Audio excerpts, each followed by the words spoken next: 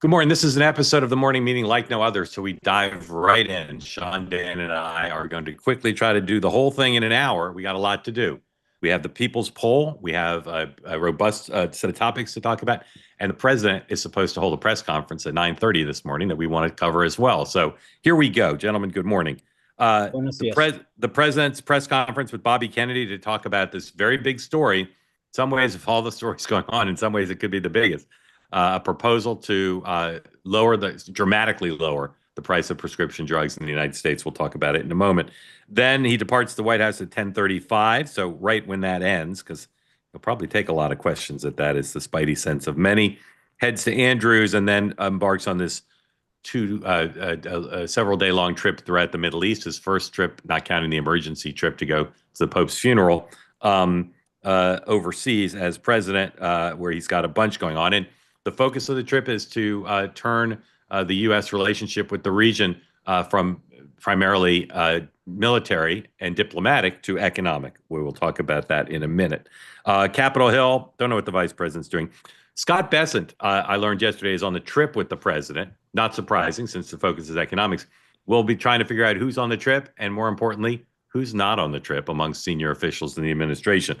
House is formally not in, but they're doing a lot on reconciliation. Speakers meeting with folks from Ways and Means and the blue state Republicans who care about SALT at 10 a.m. Jason Smith, the chair of Ways and Means, briefs conference members on the tax portion of the bill at 11. There's some other small things going on, but we will skip it. So we're going to run through some big issues, and then we're going to bring David Burrell in to unveil the People's Poll. Many of you have submitted questions that are being used in the poll, so we'll be excited to share that with you. Then we'll take your questions again when the president starts his press conference scheduled for 9:30 a.m. Eastern time. We will at least dip into that. So, Sean, China. Critics are saying this isn't a real deal, that the president wasted a lot of time. I'm surprised at how skeptical some are about this deal, a frame outline of a deal. But where do you think the U.S. and China and the larger strategy on trade stands after this morning's announcement? I think it's moving in a very positive direction. I mean, at the end of the day, anything that can get us moving towards a fairer system, more market access is good for the country. And I know some people want to quibble with how much, but again, this goes back to my simple analogy. If you start off the day with $1 more than you had, that's progress. And what we're seeing right now is the president getting more than we had before, tackling stuff that everybody else has made excuses about. And the critique that people have is the process. And, I was thinking about this. Everyone uses the word chaotic. And my response would, that they should be like, you guys have been dogmatic. Every time these guys go, we're going to do the same thing over and over again, expecting a different outcome. I get people don't like always the president's process. But at the end of the day, it's about results. And this is moving the ball in a forward direction. Dan. I don't know what we've moved forward. There is no deal. As some of us have predicted for a month, he found a way to get out of this. He's going to pull them down. I bet you in the next 90 days, they pull them down even further. The data coming in to our Treasury Department was horrific of what was on the verge of happening in this country. He knew it. We had to get out of this. We'll see what happens in a few months. The Chinese are the masters at walking things into the ground. I agree way more with Sean than with you, Dan, because no one was doing anything about it. My sources, but it's not over yet. Let's see what GDP is like next year. My sources who told me before during the transition that tariffs were all about leverage and that he would never destroy the world economy around tariffs are texting me today saying, "See, we told you. This is he wasn't going to show his cards in the front end." I agree, it's not done, but we have to rebalance our economic relationship with China. This opens the door to that. May not happen, but it opens the door to it. What is it? I mean, I mean it. There are no real. If the whole point of China was to reshore and get stuff out of there. Yeah, well, that's not the whole. That's not the whole point. It's to get part of it, but that was a big part of it. It's to get more access to their markets, but you're not going to move that stuff here overnight. And I agree. And he's in a position now to make deals to do it. He didn't solve the problem, but he's I agree with Sean. People talk about chaos. It's like, just care about results. All right. The prescription drug announcement, huge deal. And again, an executive order will be challenged in court. It might be struck down. he has an opportunity now to get a bipartisan piece of legislation that mirrors the executive order. And we have to be honest, Democratic presidents have been afraid of going against big pharma. They want the contributions, the campaign contributions, and they're swayed by their lobbyists. So Dan, I think there's no way to look at this, but the president's trying to do something that the country wants and that Democrats were afraid to do. Correct? Absolutely. It's excellent. Bravo. It's like Nixon going to China. It's great. Sean. Oh, I think it's better than Nixon going to China. I mean, if you think about where we ended up in China, I think this is huge. Like at the end, what this really shows is pharma has basically been saying U.S. will pay the bulk of all these costs, and then we'll give a better deal to all these other countries. And when you look at what they do to, what the same drug costs in other countries, I've just been tired of hearing the excuses. I'm all for the capitalistic system. Um, I am a true, I think, free trader, but what's gone on is ridiculous. And I think the president tackling this, to your point, Mark, the political significance of this is almost bigger than the financial significance. The savings that people will yield on this is huge. But at the end of the day, a politician taking on big pharma is massive. And I'm glad the president's doing it.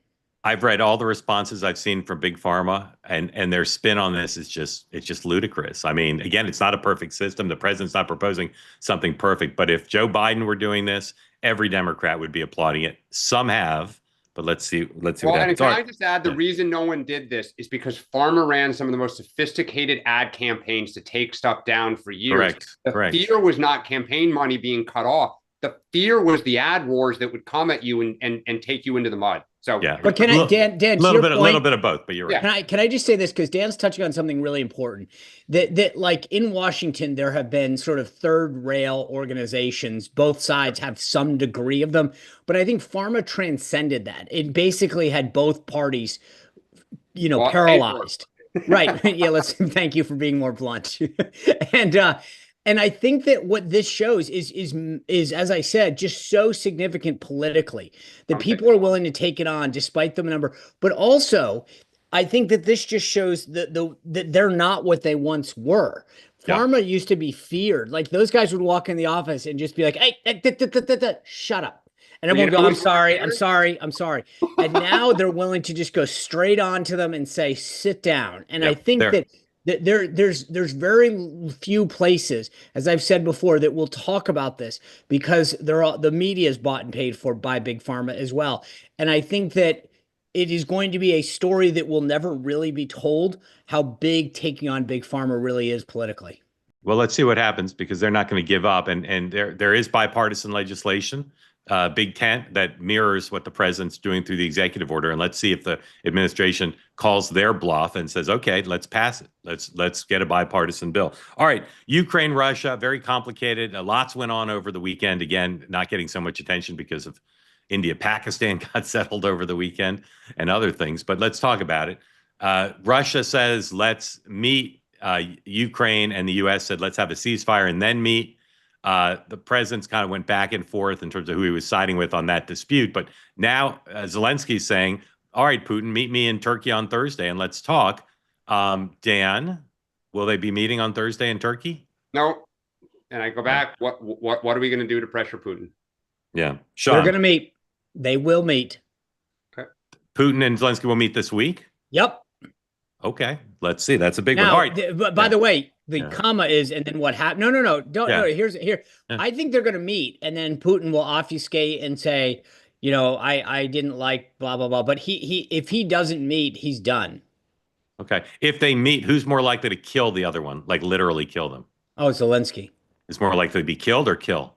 Well, he wants to. He is more likely to want to kill, but Putin would take anybody out. Okay. All right. I mentioned before, this trip, I think, again, because there's so much going on, they're deliverables, as they call it, on presidential trips. So when a president goes on an international trip, the staff in advance secretly arranges what are called deliverables, so that the trip is pre-baked as a success because they have in their pocket some things they know they're going to announce. My understanding is this trip is filled with deliverables. There are more deliverables on this trip than white good and plenty and a box of good and plenty. A lot of deliverables. So, Sean, what will be the measure of success of this trip? I think there's going to be a massive amount of foreign direct investment, military purchases, etc., from both Saudi and others. So to me, it's going to be the number. Dan? No one knows how to flatter like the people, the leaders of that region. I think the big thing to watch for is what ends up. I think a lot will be pledged, a lot will be said. What ends up happening? I'll tell you this, to your point, when we landed last time in Saudi, you would have thought that we were in, the equivalent of Trump World at Disney, because it was like buildings had his name emboldened with his face on it. I mean, oh my gosh, it was awesome. Reporters who are watching this to steal news from us and take it as your own, meet me at camera 2. Although the trip is focused on economics, watch for a potential mega diplomatic deliverable. You heard it here first, I think. Watch. I can't say what it is, but there may be a very big diplomatic deliverable. Eden Alexander, the last American known to be alive, held captive in Gaza, is being picked up today, we believe, by the president's friend. What's his name? Witkoff. Dan or Sean first. What's the status of Gaza? The president's going to the region. He's not meeting with Bibi on this trip. What's the status of? And Bibi says they're going into Gaza if they don't have all the hostages soon. What's the status of Gaza and Israel right now? Unclear. I think Israel's trying to do trying to figure out how far it can go without causing some backlash. But I think there's a little uncertainty as far as where we actually are. Dan. Yeah, no one controls Netanyahu. He's going to do whatever he wants. Yeah, to but do. This Hamas thing, these guys released Eden Alexander, I think, to sort of buy a little goodwill. Yep. All right. That's why I'm saying it's unclear, because if that hadn't happened, I think the president would have every time he gets real close, Hamas is like, "Oh, here you go." Yes. All right. We got to go quick because we got to get to the people's poll in a moment. Dan, the Iran nuclear talks under the radar are speeding along here. How bullish are you on the possibility of a deal? I'm bullish because Trump doesn't want war, but under the radar as well. MAGA's coming apart over this one. There's not agreement.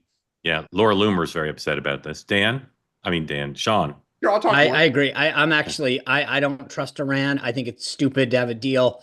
I'd rather isolate them. So I think they may get a deal, but I'm not liking it. I will just say one last thing, because we went through this real quick. Just stop for a second. Ukraine, Russia meeting this week. India, Pakistan ceasefire. Return the last U.S. hostage in Gaza. Prescription drugs this morning. China deal over the weekend. The trip to Saudi and a free plane. That's not a bad weekend. Yeah, that's what we're talking about here. A lot of stuff. I know, but I'm just thinking, stop and think of the totality of what happened in 48 hours. I agree. Hold on. We got to get through stuff. None of it's complete. All right. The plane, one sentence each. Sean, will the president get that plane as Air Force One and then take it with him into retirement? Yes or no? Yes. Dan. Oh, he'll take it. It's disgusting. Not going to happen. I predict it won't happen. All right. Lastly, by the way, it sounds like Tattoo from Fantasy Island. Boss, the plane. It's not going to happen. It's not going to happen. I don't know where it's going to fall apart, but he's not taking that plane with him. There's just no way. No, all right. He's not. The library will. Exactly. We could spend 2 hours on reconciliation. There's lots going on. The marker laid out over the weekend has more for the moderates on Medicaid than for the Freedom Caucus, but it has plenty in there for the Freedom Caucus. Dan, if 0 means 0 chance of passage and 10 means the president will sign it into law, where are House and Senate Republicans on reconciliation now? It's still a 9.5. 9.5. Dan, Sean. Wow, we're having name problems this morning. Yeah. Good thing we don't have 3 people. Look, I think it's a 7 now. I think it ends up at a 10. I mean, it will pass. It's just that's my point. They're gonna get there. No, I know. But I'm just, if you're asking where it is today, I think 7. Sean, I agree with Sean exactly. It's a 7 now. It's going to a 10. All right, ladies and gentlemen, the People's Poll. David Burrell is here. Couldn't be more excited. Again, this is the second version. It's the only poll we know of ever that includes input from citizens to write your own questions that David will highlight for you. And we're going to run through relatively quickly because of the shortness of time. And then in my Substack and on David's website, you'll see the whole poll, the slides, the crosstabs, the methodology. you'll be able to read about the methodology. It's a 1,000-person poll done, national poll of registered voters. With that, David, thank you for joining. Turned over to you to run through the data.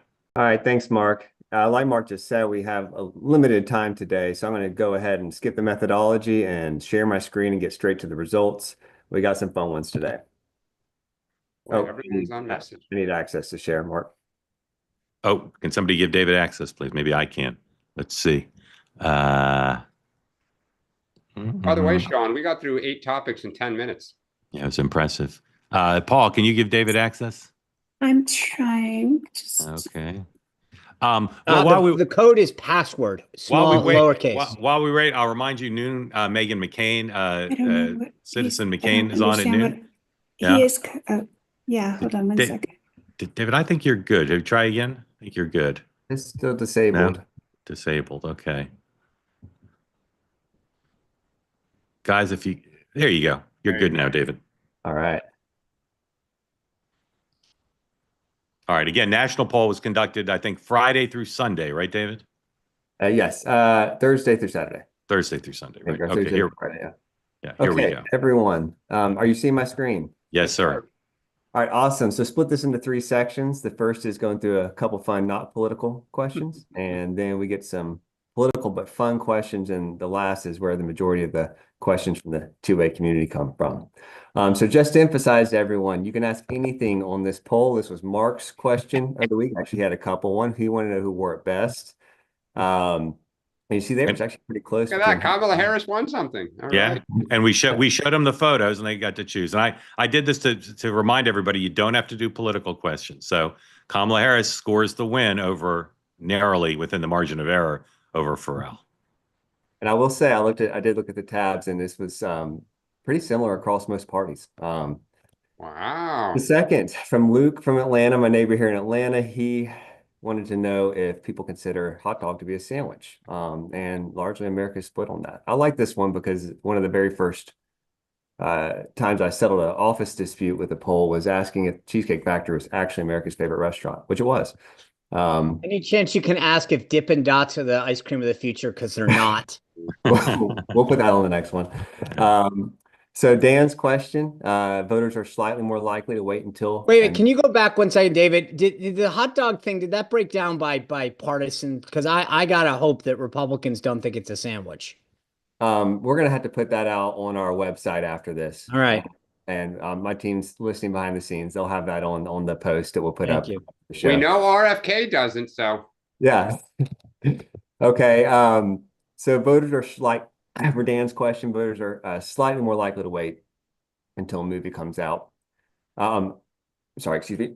Wait until. By the way, I will say this: when I saw that thing, I think that's fascinating because that's not a good. That is really good news for Netflix. I think that's got to make the folks at MPAA, the Motion Picture Association, freak out because I was actually shocked by that a little. The number of people who are willing, which makes you realize that you've got to start marketing films a lot more to make it an experience. I had the exact opposite. The fact that 44% say film, the theater, it's crazy to me. I don't know anybody who's gone to a movie theater in about 5 years, except for kids.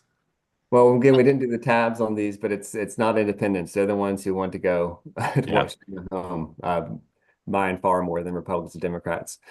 And then another one from Mark here, best Hollywood movie featuring Alcatraz, and that is Escape. I didn't even realize half of those were my faith in the American people restored because that is the right answer. Okay. All right. So next section, it's kind of a new and a fun one, politics but fun. So again, you can ask any question you want to on this, and we're actually going to kick this off with something that I hope becomes a recurring segment in the People's Poll. And it was inspired by a lot of great submissions from the two-way community that we couldn't just put into questions. We want to make its own segment, and that's this week's Shake My Head Moments, where we kind of acknowledge, because everyone has to answer, that maybe even sometimes our own party can say and do things that are a little bit out of touch. So it's right and fit with the two-way ethos of peace, love, and understanding. And I'm also excited to say that we have partnered with a sponsor that promotes that same ethos, and that's Braver Angels. It's the country's largest grassroots organization that works together to bring conservatives and liberals together to work out their differences and reduce political polarization. They do it through debates and workshops, one-on-one conversations, and creating a lot of spaces where you can have this type of productive political dialogue. I consider two-way to be one of those spaces as well. Great organization. Yeah, one of the cornerstones though of these efforts is intellectual humility and admitting that sometimes even your own party might be wrong. So they're a perfect sponsor for this section, and braverangels.org is their website. Let's get going with the Republicans first. And Dan and Sean, I'd be curious to see if y'all haven't looked at the results, what would you thought would have been the biggest shake my head moment? Again, everyone had to answer: Republicans, Democrats, Independents. There was none of the above. Trump says, nah, the Catholics loved it, says Trump in reply to criticism of him posting an AI image of himself as Pope. House approves MTG's bill renaming Gulf of Mexico as Gulf America, or they don't need to have $30, they can have $3, says Trump, whose son had a golden baby carriage. In response, I'm going with the Pope. Pope. Trump is Pope. I'm going with the dolls. Trump is Pope. Narrowly, within the margin of error. Narrowly. I was surprised Gulf of America got as high, but I guess that's a real event as opposed to just Trump saying things, which he says a lot of things. All right. On the Democratic Party side, Tim Walz says Kamala Harris picked him for VP to code talk to white guys. Bernie Sanders spent $221,000 flying around in private jets on his fighting oligarchy tour. Or Biden on his decision to exit the race. I was so successful, it was difficult to walk away. Biden. I don't know. I think the private jets is always clickbait. I'm gonna say it is, but I don't know how many people knew it. Well, it was in the poll. I'm going with Biden. Biden. Oh, I would have gone with Walz, but yeah, Biden won by a long shot. I just think if it had been Biden, Walz, Bernie, I don't know, but Biden, no matter what it was going to win. It just, you know what's interesting is it's interesting the private jet thing doesn't stick as much. It's so fascinating. That's why, but I just don't think I think that when you're reading it for the first time, that might be, I knew one example. I didn't realize the totality of it. Yeah, that is a recurring theme that doesn't get as much play as I would think it would as well. But this, especially as on a fighting oligarchy tour, I think that was pretty interesting. Yeah, I mean, they're going to these small cities. You're traveling around. Like, I get it. It looks bad, but I totally get it. Okay. Again, we're short on time. So this is 58% of Americans believe that the upcoming 200, and this is from Turner in San Antonio, Texas, believe that the 250th anniversary can bring Americans together. David, I got to be honest with you. When I saw the crosstabs on this, that's where I think the focus needs to be. Look at that. 75% of Republicans agree with this. Only 47% of Democrats. I mean, that's concerning to me. Well, see, I once again, I feel just the opposite. Yeah, I feel 47% is a great number for the country, that it's that high given the Trump division. I think they can, if the White House reaches out to Democrats, I think they can get that to the 60s, which would be great for America. This was President Kamala Harris. That Republican number would be inverse. Agreed. All right, David. I don't. No. See, I think this is the way it was phrased. I think if this had said something about, do you agree with Trump's proposal, but it just says the 250th anniversary of the United States has the potential. Like, I think it couldn't have been more like just balanced of a question.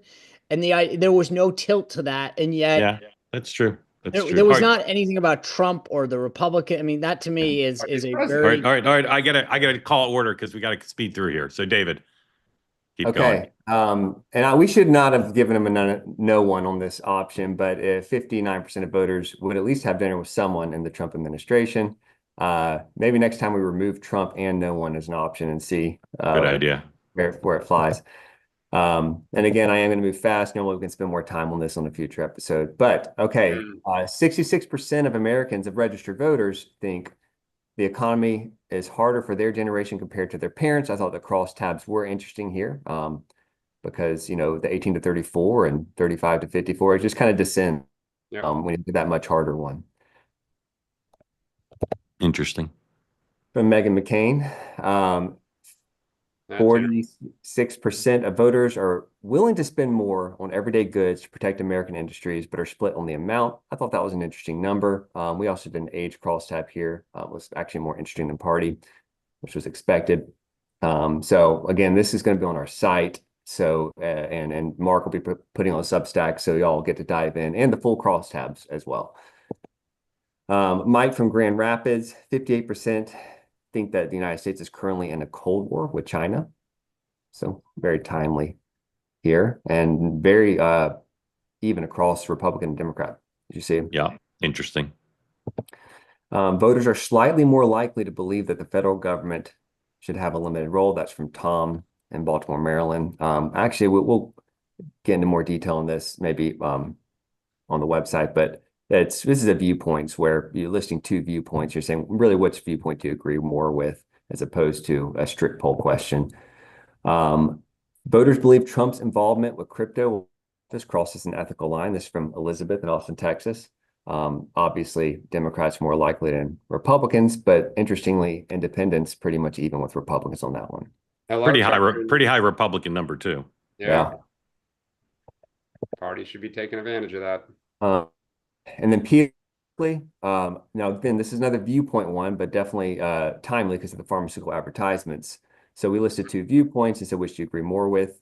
The proposal is a good idea. Pharmaceutical ads mislead consumers, drive up healthcare costs, and encourage people to ask for medications they may not need.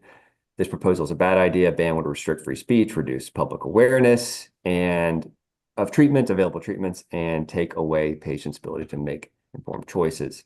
So much more of the country said good idea. Obviously, Republican proposal. And I think, that's more where they are on this issue now anyways. But y'all have anything else you want to say on that since this was in the news today? Go ahead. All right. So 8 in 10 voters, nearly 8 in 10 voters, support to restrict schools, but are more split on how it should be done, with most preferring school policy. And this is from Joseph from Northbrook, Illinois. And as you see, this is, are you a parent? And those who are parents are more likely to say by legislation. I think this is one of those issues where Democrats could try to get on the right side of something. Yeah, it's a big deal in local communities. Yeah. Agreed. David. All right, I think this is the last one. So 49% of voters support U.S. troops intervening in Mexico to fight drug cartels. 39% oppose. I think that this is a great question from Ken in Miami, and very split on party lines. But it doesn't seem to be with the independents a losing fight. So everything on immigration continues to still work. Right. David, thank you. Sean or Dan, any questions for David or comments about the poll? Awesome. No, I nothing aside of some of the partisan stuff. It's good. Yeah. Anyway, as David said, you'll get a link in my Substack after the program to the crosstabs, the deck, and then they'll also be on the WIC website. And we're so grateful to Kevin and everybody else who submitted questions. I know a lot of you submitted questions that didn't make it into this survey, although more of you you'll see your questions in the full survey than in the slides David showed, because it's not the whole poll. And we'll have another one soon. And thanks to Braver Angels and to WIC for working with us on it. David, thank you. Thank you. All right. We're waiting for the President and Secretary Kennedy to come on in. And when they do, we'll take it live and look at it at least for a little bit. We'll watch it in a respectful manner in what I like to call mystery political science theater. We'll comment a little bit without talking over them, at least not too much, or at least not on purpose. So for now, we're gonna take your questions, and we'll keep watching. Can I make one? I know we had. Can we just pull? I want to show everyone the Klobuchar. I know we have it ready. Sure. On tariffs, because I think this is important in light of everything that's going on today. So if we can show that Klobuchar clip on Meet the Press, sure. By all means, let's do it. Obviously, I'd like to see less fentanyl come into our country, and that should be on the table for discussion.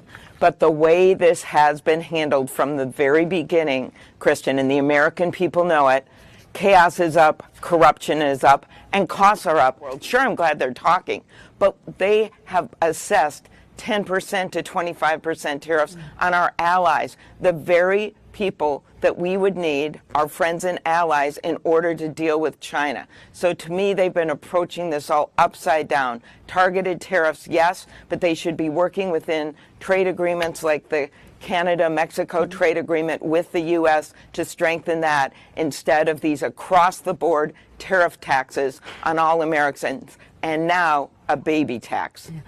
So I think the key thing was the question that she got asked, which is, if Trump is successful in doing this, will you admit that he was right? And again, now we're going back to the process. And I think that's important, just because Democrats, it's funny, if Trump is, and Dan, always makes the caveat that, like, we'll have to wait and see, but they can't even now admit, hey, if it actually ends up working, will you admit that he, deserves some credit? And it's like, well, the chaos was, and again, this just gets back to my whole point. It's always about, we don't like how we did it. Well, the way that it's been done for decades hasn't really worked well. So it's amazing that that's the fallback position now. Well, I think if he is able to truly materially get like a real deal done, he will borderline be on Mount Rushmore. He will have taken on the Chinese and broken them. And that, amen for the United States of America. The flip side to this is, if all of this is about, and what we get is a fentanyl deal, I think he has done real damage in the minds of voters for what they've gone through and what potentially was on the, horizon, because people knew it in their communities, in their businesses. So I think he better get a really good deal. And if he does, he deserves credit. I just to back this up, because I know you didn't mean this, Dan, but like, a fentanyl deal is a huge, I hope and believe he'll get more than that. I want market access, but the idea of stopping fentanyl flowing into this country is a massive deal. The number of people who are killed and injured because of what fentanyl is doing in communities is in itself. So let's just make sure. John, you would agree, putting the entire U.S. economy on the brink for a fentanyl deal was not what he pitched. No.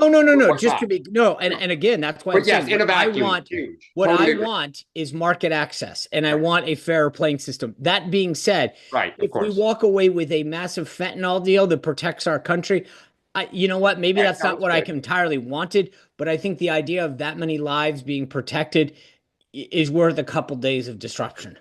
And just to be clear, what I want is a change in the dynamic that's pervaded for 50 years, where we had no leverage over the Chinese. And whether that leverage is in service of bringing manufacturing back to the U.S., or getting more access to the Chinese market, or having them deal with fentanyl, or having them be less of a military and diplomatic threat in Asia or Africa or Latin America, I'm for all of it. And anything that gets us leverage. And Joe Biden did nothing to get us leverage. He kept most of the Trump policies in place. Secretary Bess this morning said that the Chinese say that Biden people didn't enforce them. I don't know if that's true or not, but they lectured. Remember that first meeting in Alaska? They lectured. The Chinese literally told Jake Sullivan to sit down. I mean, we didn't have leverage. We were treated like petulant little children. So the dynamic is flipped, and we need to reassert our aggressiveness, our authority, our dominance. And I think if anything else, that's happened.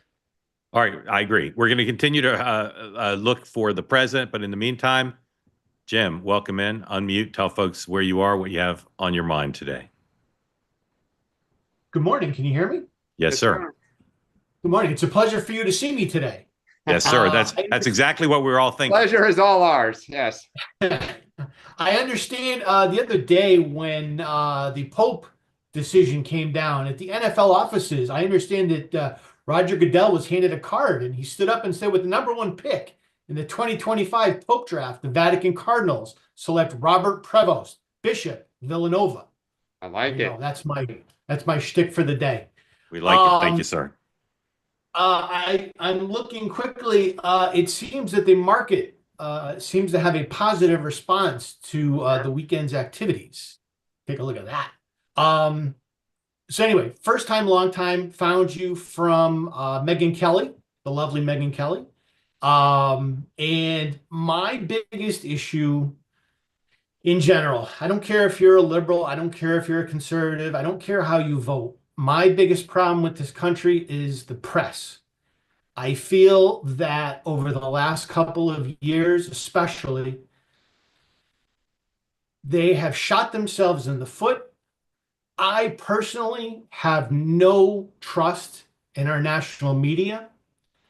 I feel like when you see a trial and a prosecutor or a lawyer is doing cross, were you lying then or were you lying now? I mean, how do we trust what we're being told after? And this is just a random example. Jake Tapper says to somebody, well, that's President Biden's stutter. and now he's releasing a book to blow open the whole he was mentally in decline. I mean, how do you trust a news organization that carries water for a particular party? Isn't the press's one of their planks of their platform is to be the watchdog of government? And how can the press be a watchdog for the government when they carry water for one particular party? I mean, isn't that a massive failing of what the press is supposed to do? Thank you, Jim. Dan, and then Sean. Yeah, it is. It is. And I think, look, this is not just a progressive, the media with progressives. The other side has an entire media ecosystem that carries the water for it. It does. I mean, it just flat out does. And by the way, they're some of the most popular networks and other things in the country. I mean, so you're seeing the rise of independent media. I think the free market will take care of this. But you're right. When the stories are written about how the legacy media collapsed, part of it will be they catered to one audience only, and it killed them. Sean. Yep. I talked about this legislatively last week with someone, and I think a little on the show. But you go back, you look like how they treated Robert Bork, and then what happened after that, how Harry Reid treated the filibuster. And it's the same thing with the press. They went so far to the left, got so far into the pocket of the Democratic Party and the liberal establishment. And then people go, well, now you've got Fox News. Everything that we have on the right has been a reaction to how far the left went. And for them to complain now, they're right. They exposed, laid threadbare how in the pocket they were. I don't mean to say this in a pejorative way, Jim, because I think you're absolutely right. But having been through this myself for 30 years, like most people, as bad as you think it is, it's not even a fraction of how bad it really is. These guys have no qualms doing what they do. They're never apologetic for how bad they are, or how bad they get it wrong, or how in the pocket they are of the Democratic Party. So I echo everything that you're saying. I just, to some degree, wish people really appreciated how really bad it was, and how most of these people aren't just liberal, but they're not actually good at what they do. And you look at how they supposedly report the news, it means standing there and reading what someone says to them. There are, it is actually a pretty pathetic group of people, especially at the White House and who cover Capitol Hill. Jim, thank you. Grateful to you for coming in and asking that question. All right, let's do something experimental. I'm just keeping an eye on the president, whether the president's going to speak, and we'll take him when he does. So here's an innovative idea. Ooh. Let's do 2 Matts and 2 Aarons all at the same time. Ooh. Think of that idea. All right.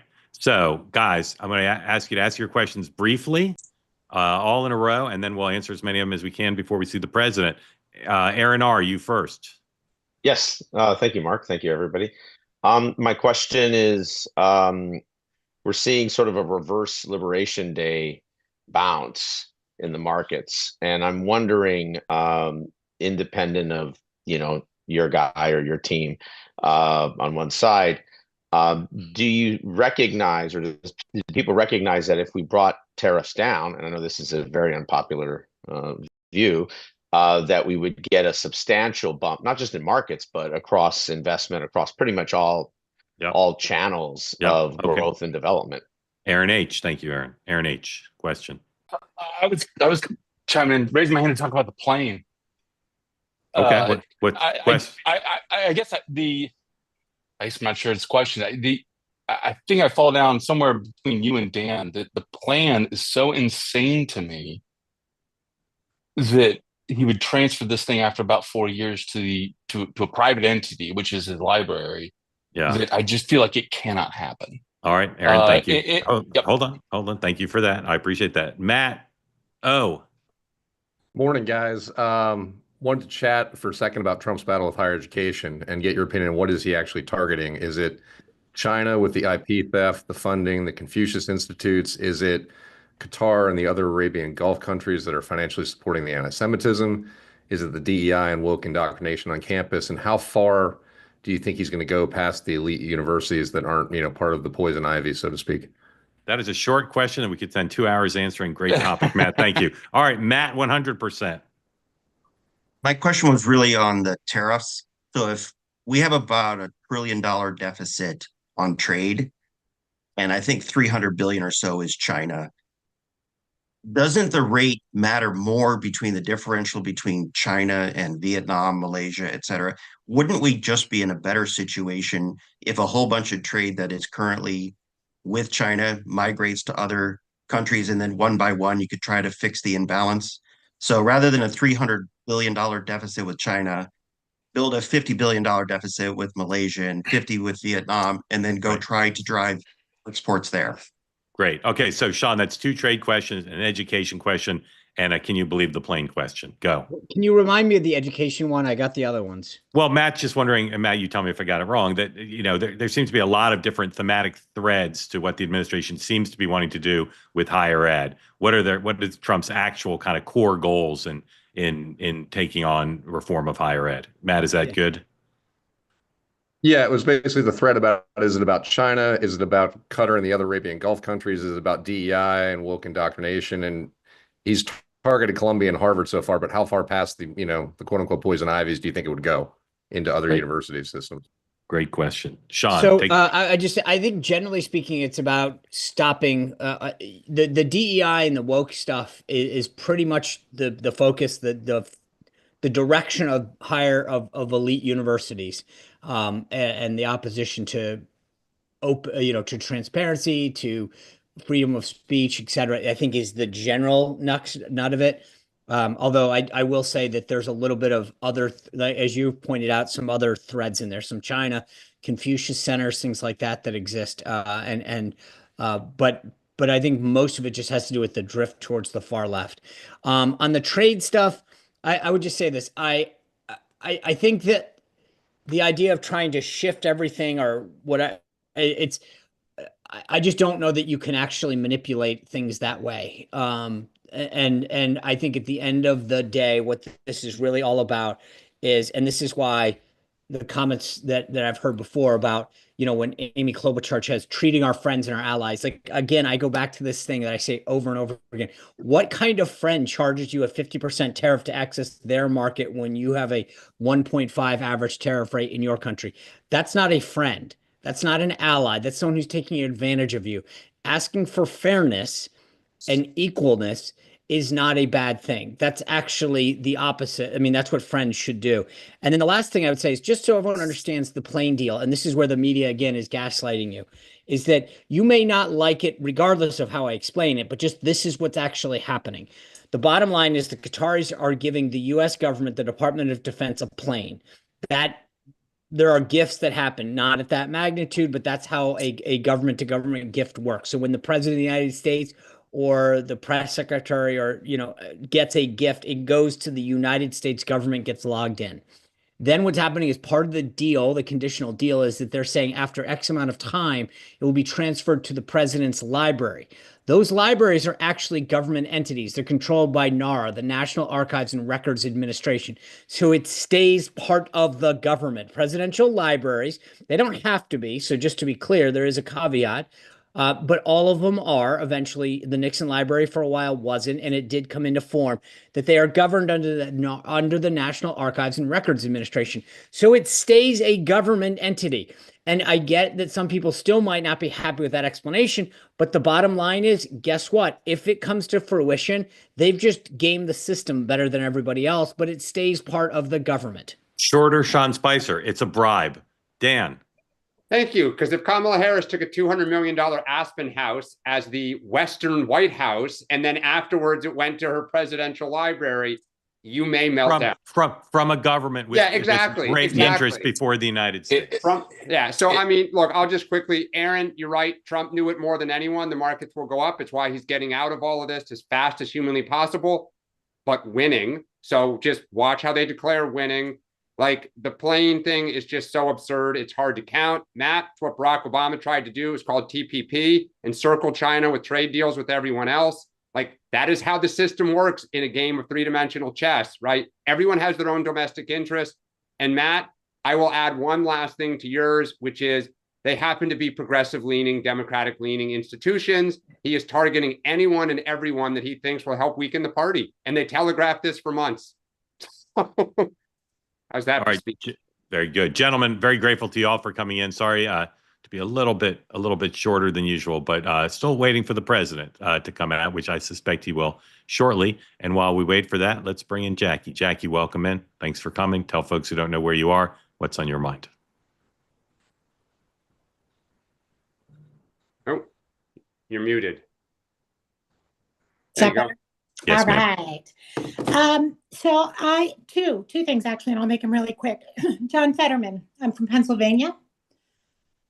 So I watched this one, and it occurs to me that we've been bashing the media and all the people in the White House that covered up for Biden. Now we have people around Fetterman's circle that are raising alarms, and nobody's believing them, or they're saying, oh, it's a left-wing conspiracy because Fetterman. So I don't understand. Again, here we go with hypocrisy, my favorite subject. So that's my one question is, I think, Mark, you alluded to some other big news coming down about Senator Fetterman, or someone ahead last week alluded to that. And I was just curious if you guys have heard anything more about that. I just don't know how we square the whole, nobody around Biden raised a flag and now we're bashing them. Everybody around Fetterman seems to be raising a red flag and we're bashing them. Like, these people, I wouldn't go into government. You couldn't pay me enough at this point to go into government. Also, the reconciliation bill, I am so ticked at Congress and the Republicans. Between the Tom Tillis and the Tom Masseys and the Lawlers, and I like Lawler, but I heard a report last week that New York State, the governor has a slush fund of $10 million to help the Letitia James, the people who are getting in trouble by law. Yeah. I want my money back. I do not want SALTs, the cap to be raised if they're going to spend money to defend. And it's my impression from the reporting that this slush fund to be used by government employees or government officials can be used for anything, even if it's private, which Letitia James is. That's private. This was mortgage. Yes. It was her private thing. Yes. I want my money back. I don't want SALT raised. How can he justify he's going to bat for SALT? Yeah. When you have this kind of crap. All right. That's a lot of good stuff. I will say on Fetterman, I really don't understand why Republicans are being so outspoken for him. If it's genuine, because I think he's a great guy getting a bad shake, or they're trying to recruit him to switch parties, or they're just trying to make mischief with the Democrats. But I can tell you, behind the scenes, Fetterman's behavior warrants the commentary it's gotten plus more. I can tell you that. Sean. So first of all, I agree with you. Like, let's just be clear. And I'm glad, Jackie, that you're bringing this up, because I think that John Fetterman should get the help that he needs, right? And if he's not, and two things can be true. I sincerely, like, if he's got issues, mental or physical or whatever, I hope to God that he gets the help that he needs. But putting him in a position and creating a wall around him that says we can't criticize him, his own staff is out there. Let's not be mean to him. Let's not pile on with him. But at the end of the day, this guy's representing the state of Pennsylvania, the Commonwealth of Pennsylvania. Get out there and say, hey, dude, you got a Democratic governor. Step down. Go get the help that you need or deserve or whatever. But we should anyway. I'm glad you're flagging this, because you're absolutely right. And it's not just the contrast with Biden, which I agree with you on, but just on its face, if somebody's not capable of serving, and I agree with that on age. And so for everyone else there, like, yes, some of these guys who are getting wheeled around so that they can cast votes is ridiculous. And I don't care what party you're part of. So that's number one. Number two, I agree with you. I'm so disappointed in so many of the senators in particular who love to go home and campaign. Josh Hawley coming out this over the weekend and saying that he wants to, it's like, guys, at some point we got the mantle to lead for a reason. And I'm embarrassed that some of these folks who love to go out and campaign about a deficit and threats that we face are the first ones to run to the microphone and crap on the deal. Shame on them. Shame on the Republicans that aren't part of the solution and are are part of exactly the same thing that goes on every time, which is kick the can down the road more and more and more.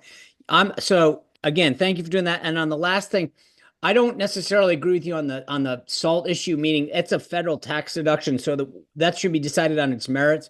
But I agree with you that this idea that Letitia James is being investigated for personally lying, claiming their home of record was here in Virginia while she was Attorney General of New York, doesn't seem to play very well. And the idea that there's a potential that the taxpayers of New York will end up paying for her personal case, I hope to, whether it's Elise Stefanik or Mike Lawler, that becomes the central theme of their campaign.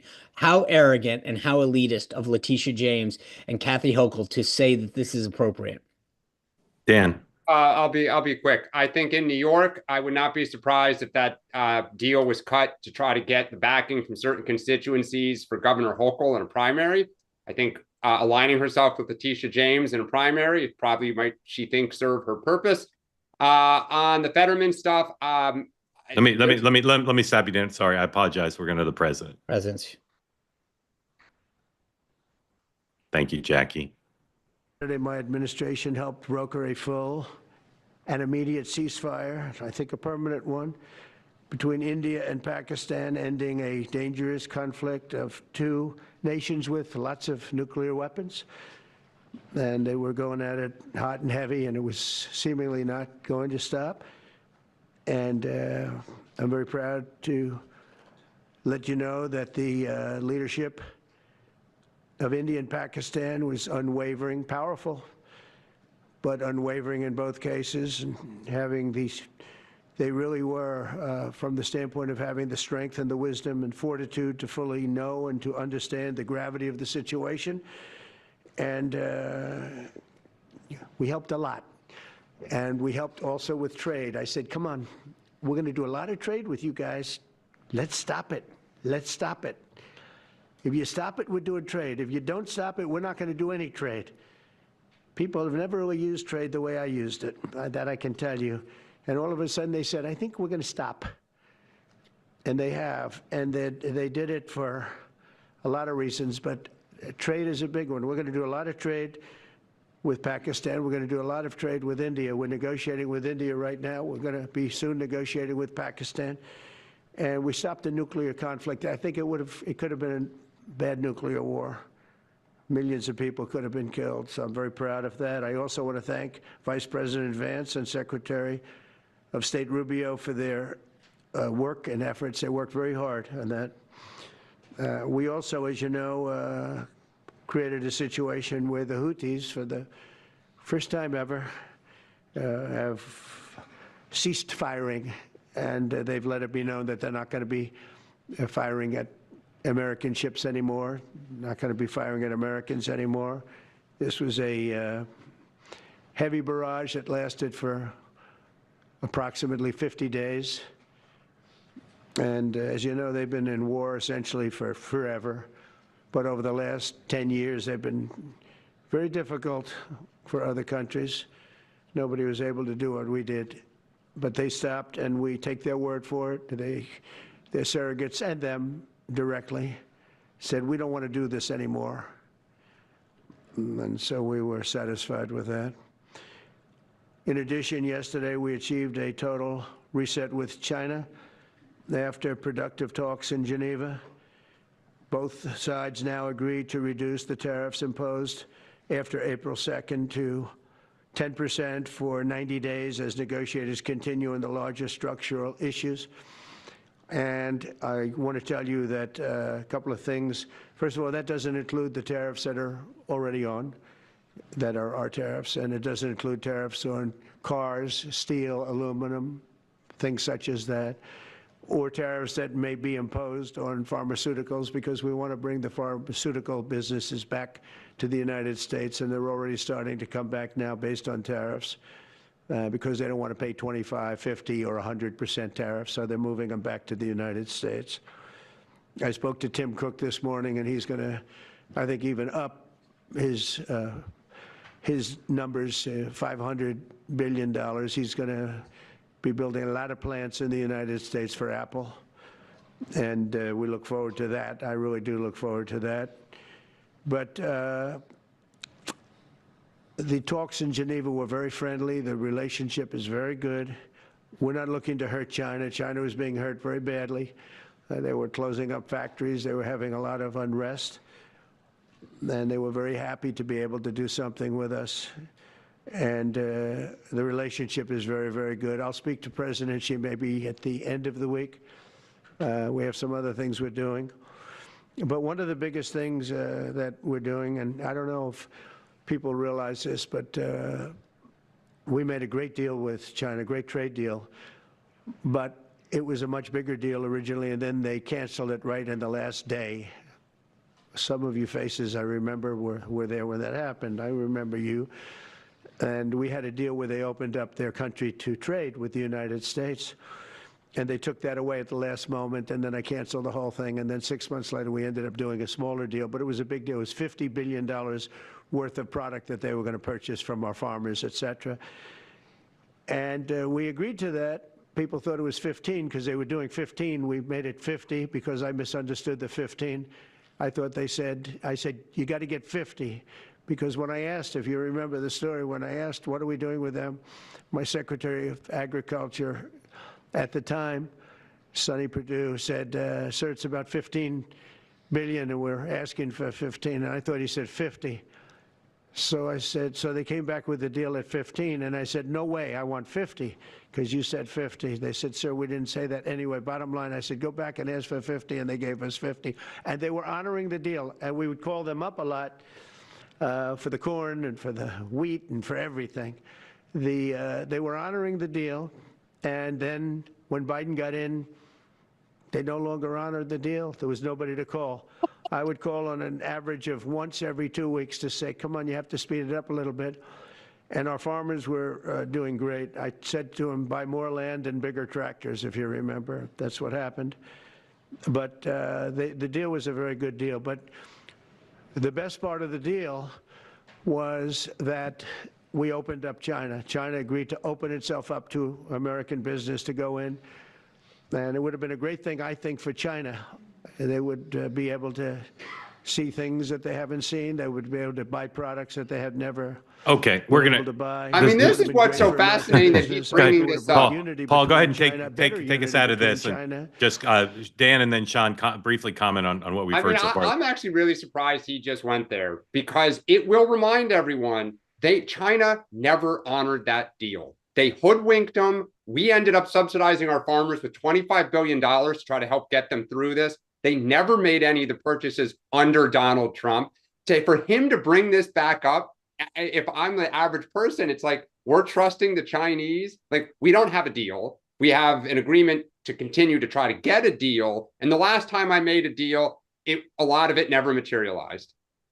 You can't make it up.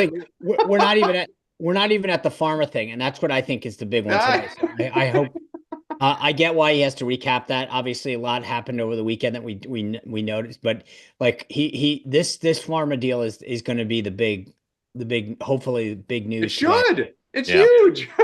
he's going to talk, as Sean correctly stated. He's going to talk for a while, and then he's going to get on Air Force One on the long flight, and he's going to talk more to the pool. So expect a lot of sound to analyze with Donald Trump tonight on Two-Way Tonight. We are doing Two-Way Tonight live on the Two-Way platform for those of you who watch here at 4 p.m. Eastern Time today, 4 p.m. Eastern Time. So join us then. It'll stream on YouTube in full at 6 o'clock the normal time. So if you watch on YouTube or X, you can watch it normal. If you want to be part of the conversation, please come at 4 p.m. Link is in my Substack. Sean, what do you have tonight? We're streaming the president live from Air Force One on his trip. No, you're not. You'll have to look at 6 to find out. Wow. Okay. Well, you're not going to be live because he's not going to be talking at 6 Eastern. No, 6 p.m. It's on the plane. It's going to, we're working on the tech. Okay. Well, I look forward to that.